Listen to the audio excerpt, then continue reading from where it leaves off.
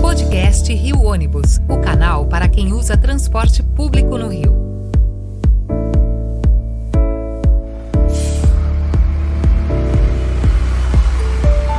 Saudações ouvintes, passageiros dos ônibus da cidade e população carioca. Eu sou Paulo Valente e nesta edição do podcast Rio Ônibus vamos debater sobre a promoção de políticas urbanas voltadas para o transporte público e a mobilidade urbana dentro do cenário das eleições municipais deste ano. Para conversarmos sobre esse assunto, vamos receber Clarice Link, diretora executiva do ITDP Brasil, uma organização global que promove políticas urbanas em prol de um desenvolvimento mais sustentável e inclusivo. Clarice, muito obrigado por participar com a gente dessa edição do nosso podcast. Obrigada, Paulo, pelo convite. É um prazer estar aqui conversando com você. Então, tá bom, Clarice. Para a gente começar, queria que você falasse um pouco sobre o que é o Instituto de Políticas de Transporte e Desenvolvimento, o ITDP, o que ele faz, especialmente aqui no Brasil, e um pouco sobre o trabalho que você vem conduzindo aí no Instituto. Tá bom. Bom, obrigada pela oportunidade. O ITDP é uma organização internacional, nós somos uma organização não governamental, cuja sede fica em Nova York e a gente atua em diversos países, então temos escritório na China, Índia, Indonésia, México, temos um escritório em Nairobi, que, enfim, trabalha em diversos países do continente africano. Temos um escritório em Nova York e um em Washington, D.C. E é uma organização que nasceu há 40 anos, quer dizer, há 39 anos, estamos completando 40 anos, né, com essa pauta da mobilidade urbana. Aqui no Brasil, a gente atua esse ano completando 15 anos. Nossa sede fica no Rio de Janeiro, mas a gente trabalha com diversas cidades e também com o governo federal, na promoção da Política Nacional da Mobilidade Urbana, né? Então, nossa missão é a promoção da mobilidade urbana sustentável, com um aspecto, um foco, uma ênfase, né, na agenda ambiental. Então, a gente está falando aqui de transporte limpo, de transporte zero emissão, né? E estamos falando também de uma ênfase na agenda social. Então, um transporte que seja inclusivo, que seja seguro para todos e todas, né? Então, essa é a nossa abordagem. A gente trabalha com poder público, prioritariamente, mas, obviamente, também com a iniciativa privada, com a sociedade civil, com a academia. Então, aí nesse ecossistema, né, de atores e atrizes que precisam juntos pensar a cidade, o futuro da cidade, e a mobilidade, naturalmente, tem um papel bastante significativo aí nesse mosaico. Sim, eu acompanho o trabalho que vocês fazem. Até recentemente vocês disponibilizaram uma série de cursos abertos aí para população interessada de modo geral. A gente divulgou internamente aqui para o nosso pessoal que trabalha mais ligado aí com a parte técnica. E esse trabalho ele realmente é bem interessante. Eu acompanho muito o trabalho de vocês em cima da eletromobilidade, falando sempre sobre essa questão, buscando trazer luz sobre isso, que muita gente fala de eletromobilidade, mas até meio como uma moda, uma coisa que surgiu, mas sem aprofundar quais as vantagens, até quais as dificuldades de implementação. Isso é bem interessante. Só que isso é uma outra pergunta depois. Eu quero te falar agora sobre o trabalho que vocês criaram, né, definindo 5 prioridades para as candidaturas comprometidas com o direito à cidade nas eleições municipais. Você podia explicar cada uma delas e citar qual que você acha mais urgente assim para as cidades brasileiras? Inclusive, olhando aqui para o nosso cenário do Rio de Janeiro, para o cenário carioca, o que é que você acha que é a mais necessária? Tá. Eu acho que começando pelo final Sim, da pergunta, né, eu não conseguiria definir uma como prioritária, né, Paula? Eu acho que a abordagem do ITDP é exatamente entender a mobilidade urbana como algo para além de um sistema de transporte somente. A gente está falando de transporte, a gente está falando de sim, uso e ocupação do solo, a gente está falando da necessidade de um sistema integrado, né? A gente está articulando diversas questões, né, que tocam a vida na cidade. O que a gente tem hoje é uma tendência, não é só hoje, a gente está aí vindo de décadas, com uma tendência uma tendência acentuada de colapso nos sistemas de mobilidade urbana, né? Nas cidades brasileiras, nas regiões metropolitanas. A gente sabe, você sabe disso melhor do que eu, né? Um aumento no número de carros circulando, uma diminuição significativa no número de passageiros, né? O transporte se tornando cada vez mais caro, inseguro do ponto de vista viário, inseguro do ponto de vista da segurança pública, poluente. Então, são muitas as externalidades que a gente tem do modelo atual, né? E a gente está, ao mesmo tempo, vivendo essa transição ecológica, né, do mundo. Eu acho que essa semana a gente pode assim falar mais do que nunca, né? Tudo que a gente está vendo acontecer no nosso entorno exige uma nova forma de se pensar a vida e de se pensar, portanto, as cidades e, por consequência, de se pensar os sistemas urbanos. O sistema da mobilidade, ele tem um papel muito grande, né, nessa transição ecológica. E aí fala-se muito, inclusive, numa transição justa, né, para quem que é essa transição, né? E uma transição que precisa emitir menos gás de efeito estufa e que precisa também servir como uma estratégia de adaptação das cidades para a nova vida nas cidades, né? A gente tem novas temperaturas, novos eventos extremos, novos padrões de vida, e o sistema de mobilidade precisa ser pensado nesse sentido. Então, por isso que eu acho que é muito difícil, do lugar do ITDP, de onde fala o ITDP, a gente separar, né? Ah, a bicicleta é mais importante que o ônibus. Ah, não, é a gestão que é mais importante que... Né? Então, acho que a gente entende todos esses elementos muito articulados. Então, as 5 prioridades que a gente definiu, elas estão definidas, é claro, a gente poderia falar de várias outras medidas, né, que focam no transporte, na mobilidade urbana sustentável, né, mas a gente elencou essas prioridades exatamente entendendo, né, a experiência, a partir da nossa experiência do trabalho na cidade, do trabalho com gestores, do trabalho com o legislativo, em alguma medida, do trabalho com a sociedade civil. Então, o que é factível ser feito, né? Como é que a gente consegue avançar com a agenda de forma mais célere, de forma mais rápida, de forma que a gente consiga endereçar os problemas mais urgentes, mas também com uma visão de longo prazo, com uma visão de adaptação.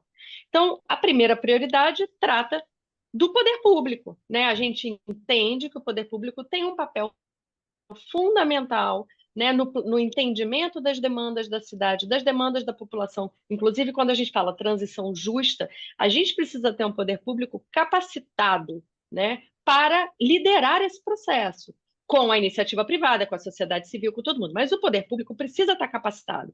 A gente precisa ter inovação no poder público, né? A gente não pode ficar esperando da forma como é hoje. Então, a gente precisa fortalecer o processo de gestão da mobilidade urbana, que vem desde o planejamento, do desenho, né, os contratos, as fiscalizações, o monitoramento. Então, tem toda uma questão que passa pelo poder público, que é fundamental. Acho que a gente vive mais uma grande crise, né? A gente está no meio de uma grande crise aí econômica, social, ecológica, e o poder público é um ente fundamental, poder público federal e municipal, mas aqui estamos falando do municipal, para nos ajudar a passar por essa crise, né? Então, acho que esse é um ponto fundamental. A pandemia da Covid já nos deu aí, foi um bom balão de ensaio para mostrar, olha, sem poder público atuante, com capilaridade, com rapidez, a gente não tem como endereçar a crise, né? Então, acho que esse é um primeiro ponto. Um segundo ponto o transporte precisa ser mais eficiente, limpo, equitativo, né? Então, aqui a gente está falando do transporte público. O transporte público é o transporte mais eficiente por natureza, né? Então, vamos falar do modo compartilhado. Vamos falar, gente, o ônibus é o modo compartilhado por natureza, né? É a forma como a gente tem menor ocupação de espaço, maior otimização em termos de consumo de energia, maior otimização em termos de emissão de gases de efeito estufa, né? Tudo está ali no transporte público como sendo a forma mais eficiente e mais justa da gente promover o deslocamento na cidade, porque a maior parte da população está no transporte público ainda, né? Então, e a gente vive num país extremamente desigual, regiões metropolitanas extremamente desiguais, o transporte público é a forma de garantir também, né, acesso. Então, isso é fundamental, e aí, naturalmente, a agenda da eletromobilidade entra aqui. Acho que a gente pode falar um pouquinho mais sobre isso mais à Sim, frente. sim. A gente fala Mas mais só à aqui em frente. termos das prioridades. A terceira prioridade é sobre a mobilidade ativa. O transporte sustentável, né, a mobilidade urbana sustentável, do que se trata? Transporte público e modos ativos. Ativos é bicicleta, pedestre, né? E a gente precisa ter articulação entre esses modos, o modo do transporte público e o modo do transporte ativo, né? Então, como é que a gente traz a mobilidade ativa para parte do sistema de transporte estruturante da cidade? Né? Como é que a gente consegue tirar as pessoas do veículo particular, do Uber, né, de um modo de deslocamento extremamente poluente, inseguro, desigual, traz mais gente para o transporte público e para os deslocamentos de curta distância, né? A mobilidade ativa ela poderia suprir a necessidade de deslocamento da população. Então, essa integração entre o transporte público e a mobilidade ativa, né? E esse olhar para a mobilidade ativa, para a infraestrutura, para a bicicleta e para a pedestre, como uma solução climática também, né? A gente precisa ter menos carros circulando na rua. Para ter menos carros circulando na rua, a gente precisa que a mobilidade ativa seja segura, seja conveniente, seja Sim. cômoda e esteja bem conectada com o transporte público. Então, de fato, né, assim, uma composição necessária. Em quarto lugar, como prioridade, o desestímulo ao uso do transporte individual. Né? Aqui estou falando de carro, de automóvel, estou falando de moto. Ah, o carro vai desaparecer? Óbvio que não. Né? Imagina. Sim. O carro não vai desaparecer, né? Agora, mas o carro agora vai ser elétrico, não vai mais emitir gás de efeito estufa. Ok, vai todo mundo continuar congestionado, né? O carro vai continuar Exatamente. matando, o número de pessoas que mata no trânsito por dia, continua disputando espaço público, que é um ativo da cidade, a rua, o principal ativo da cidade, e a rua é tomada completamente por carro, que não é onde a maior parte da população está se deslocando. Então, Exato. tem aí uma injustiça de, né, origem que precisa ser pensada. Claro, para desincentivar o transporte individual, a gente precisa ter transporte público, a gente precisa ter mobilidade ativa. Ok, né? Não estou Sim. dizendo que não, mas a gente precisa pensar em medidas de desestímulo ao uso do carro, né? Então, tem várias aí que estão sendo testadas, pensadas. E aí, por último, a valorização dos espaços públicos. E assim, eu não posso tirar essa prioridade do mosaico de uma mobilidade urbana sustentável, porque a gente está querendo falar aqui da mobilidade urbana como um elemento fundamental para se repensar a cidade do futuro. A cidade não é a minha cidade, nem a sua, mas dos nossos filhos, dos nossos netos. A Sim. vida na cidade está inóspita. Né? Olha aí o que está acontecendo essa semana, que não tem nem ar para respirar direito na maior parte das cidades. A gente precisa repensar a cidade, repensar o espaço da cidade. Né? Isso implica repensar o ar que a gente respira, a água que a gente bebe, a forma como a gente se desloca, e os espaços públicos são fundamentais para garantir que a vida na cidade ela seja possível. Então, essas 5 prioridades elas estão completamente integradas. Eu não posso priorizar uma, É né? E verdade. todas as cidades precisam pensar sobre elas. Sim. A gente discute muito essas questões que nós aqui no Rio Ônibus, os empresários de transporte, os concessionários, de um modo geral, até um tempo atrás, a gente olhava para a questão do transporte como um problema nosso. Olha, a gente tem que colocar os ônibus para rodar, tem que atender. Mas o engarrafamento, isso não é problema meu. Essa questão, isso não é comigo, isso é com o governo e tudo.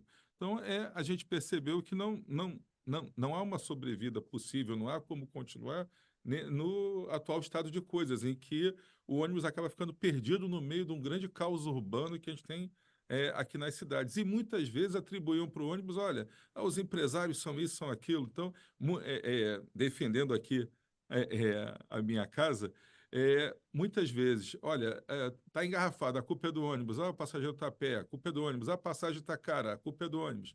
Certo que não se tinha a transparência que se tem hoje, o contato com a academia que nós temos hoje, com outras entidades aí da sociedade civil organizada. Então, a gente saiu do casulo e começou a trabalhar com conversando com as pessoas, procurando entender, até chegar a isso. O transporte público, até o por ônibus, é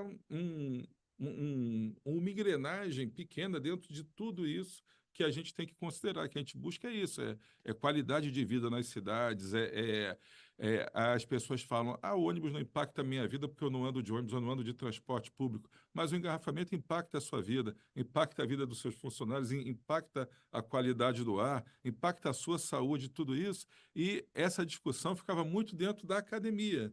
E uma coisa que é interessante é que hoje a gente consegue falar, graças a instituições como o ITDP e a muita gente falando, trabalhando, essa discussão hoje está ganhando já a imprensa, está ganhando as ruas, está ganhando pessoas interessadas que não queriam discutir isso.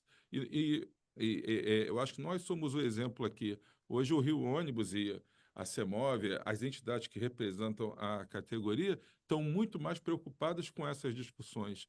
Olha, o meu negócio é vender viagens de ônibus, logicamente, mas eu preciso sobreviver dentro da cidade, eu vou ter o meu espaço, mas é preciso que a cidade funcione bem, senão não funciona para ninguém, nem para mim, nem para o comércio, para a indústria, para todo mundo. E como isso vai terminar? A gente está vendo o que está acontecendo agora. O descaso por muitos anos trouxe até esse ponto. Então, é isso que você colocou e está perfeita. A gente fez a pergunta aqui, qual que você priorizaria? Então, você tem razão, não dá para priorizar, é o todo. Você tem que ter um conjunto de ações que funcione.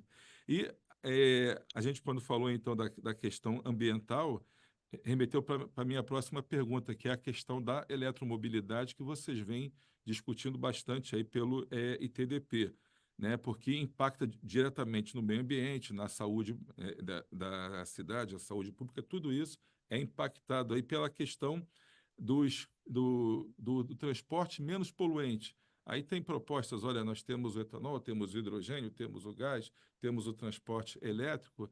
Como que você enxerga isso com a experiência que vocês têm aí ao redor do mundo? A questão da eletromobilidade. Eu queria que você falasse muito além do posicionamento que certos políticos têm. Eu trabalhei por um tempo na cidade de Friburgo, e o pessoal de Friburgo está... Não, a gente tem que botar ônibus elétrico. Mas por que botar o ônibus elétrico? Porque o ônibus elétrico é bom. Mas é bom por quê? Porque ele não polui.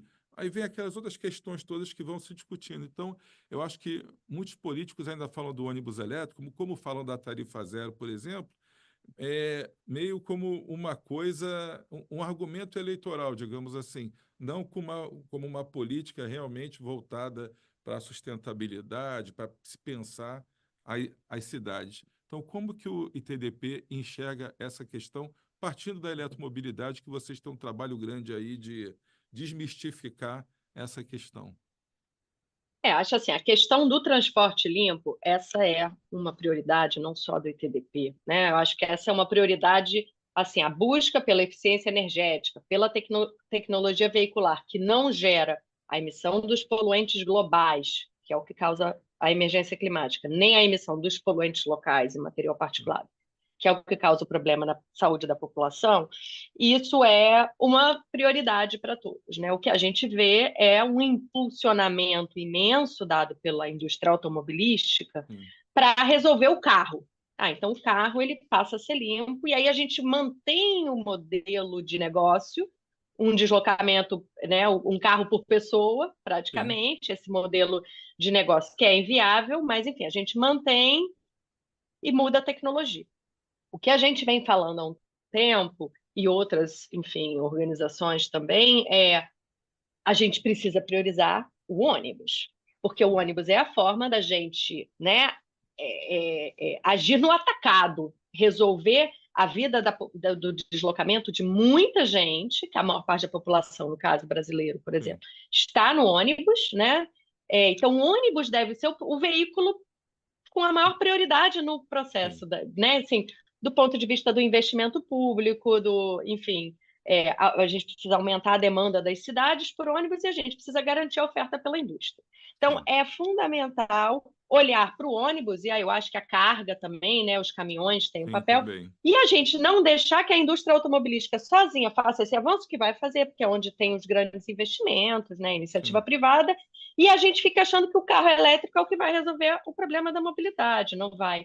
Vai resolver o problema de emissões, né, mas não vai resolver todos os outros problemas de mobilidade que existem. Então, o ônibus é uma forma muito estratégica e justa da gente avançar com a demanda por um transporte limpo. O que a gente vê? A gente vê a China avançando rapidamente, então é onde tem a maior frota de ônibus elétricos no mundo, né? Algumas cidades, Shenzhen, 100% da sua frota é elétrica. Mas a gente vê esse esforço acontecendo em outros lugares também, né? A Índia, com metas específicas até 2030, esforços em cidades até norte-americanas, cidades latino-americanas. Então, temos Santiago, temos Sim. Bogotá, com a maior frota de ônibus elétrico na América Latina. O Brasil tem uma frota de mais de 100 mil ônibus circulando no país, né? Sim. 105, se não me engano. Então, é uma frota imensa. A maior parte da população está no ônibus, né? A maior parte do deslocamento nas regiões metropolitanas depende do ônibus. A população que vive na região metropolitana está exposta diariamente a mais poluentes. É a população mais pobre, mais preta, que mais depende do transporte público, que está mais exposta aos poluentes locais, material particulado, então, problemas de saúde. Então, quer dizer, faz todo sentido a gente avançar, né, na busca de um ônibus limpo. Temos várias tecnologias em disputa, em pesquisa, né, avanços. O ônibus elétrico, por hora, nos parece que é um modelo, é uma tecnologia, né, que está demonstrando aí uma capacidade de dar celeridade a esse processo. Sim. Né? Então, o que a gente vê acontecendo agora no Brasil? No último PAC, no final do ano, para 2024, tivemos aí uma demanda de quase 3 mil ônibus pelas cidades. Sim. A gente já tinha uma demanda estimada de São Paulo, né? Então, com São Paulo e as cidades do PAC, de repente, o governo federal fala: opa, tem demanda para mais de 5 mil ônibus no país. Qual é a resposta que a indústria dá? Porque o Brasil sempre foi líder, né, em produção de ônibus. Então, também, como é que a gente vê a indústria caminhando nesse sentido? 2 anos atrás, a gente estava vendo pouca coisa. Hoje, a gente já vê vários fabricantes com ônibus sendo testados e já podendo entrar no mercado. Então, a gente precisa fazer esse match, né? Gerar essa capacidade, garantir essa capacidade do país, que está totalmente alinhada com a política econômica, com o plano de transição ecológica do Ministério da Fazenda, com a nova Indústria Brasil, se não me engano, do Ministério do Desenvolvimento e Indústria, que trata exatamente dessa migração do parque tecnológico industrial para que o Brasil tenha uma liderança, né, na indústria verde. Então, acho que tem todo um esforço acontecendo aqui. A gente tem um mover que incentiva a eletrificação, os veículos particulares limpos, e a gente precisa que o mover abrace o ônibus como sendo, de fato, o principal foco, né, do investimento e do incentivo, para que, então, a indústria consiga dar conta dessa demanda e que a gente consiga dar escala a isso, né, de forma significativa. Essa é uma solução climática, né? Essa é a solução que a gente precisa agora. São soluções que vão efetivamente abater a emissão de gases de efeito estufa. O Brasil tem um comprometimento, né, que várias organizações consideram que não é ambicioso o suficiente, né? Na semana passada, o Observatório do Clima lançou a NDC do Observatório do Clima, que compõe de várias organizações da sociedade civil, né? E é uma NDC muito mais robusta e que fala, não, olha, dá para dobrar a meta que o Brasil tem agora, entendeu? Agora, para isso, a gente precisa, em breve, ter mais de metade da frota elétrica, de ônibus elétricos. Para isso, a Que gente ainda é precisa de ambicioso hoje 40... pensar nisso. Muito ambicioso. A gente precisa ter 4 mil faixas segregadas para ônibus, né? Então, e aí são as medidas, elas vão se somando, porque não basta ter o elétrico, a gente precisa ter faixa segregada, ou, enfim, corredor segregado para ônibus, a gente precisa priorizar. Então, a gente precisa tirar o carro para garantir esse espaço, para garantir a integração com a mobilidade ativa, então está tudo muito articulado. Tudo muito Né? Então, acho que esse é um movimento fundamental. O PAC já deu um impulsionamento significativo, né? Então, a gente espera que o próximo PAC tenha pelo menos o mesmo investimento, né? Recentemente teve, então, um anúncio, 2.500 ônibus elétricos, 2.500 Euro 6, né? Então, esse é um comprometimento que a gente precisa ter e que a gente precisa buscar.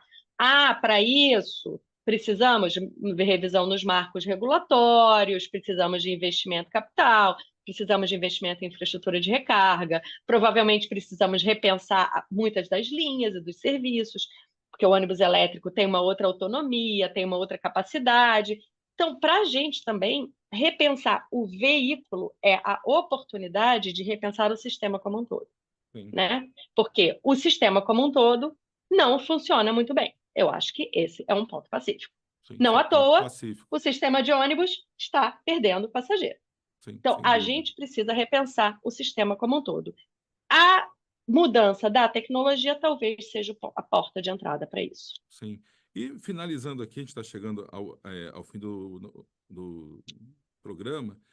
Um item que eu conversei em alguns eventos que participei aí com o ITDP e num programa anterior que nós gravamos com a Lorena também, e você citou agora, que é a questão da inclusão no transporte, porque acaba sendo a população mais impactada na questão de saúde, do prejuízo por deslocamentos, justamente a população preta, pobre e periférica, está mais afastada do emprego, de tudo isso, que é mais impactada. Então, só para a gente fazer um encerramento, a adoção, então, pelos futuros gestores da cidade ou pelos que as estão gerindo e pretendem continuar no cargo, com a adoção dessas 5 medidas, você acha que a gente consegue realmente causar um impacto nessa questão de que o passageiro, nessa condição, é o mais prejudicado e que a gente possa efetivamente integrá-lo melhor à sociedade,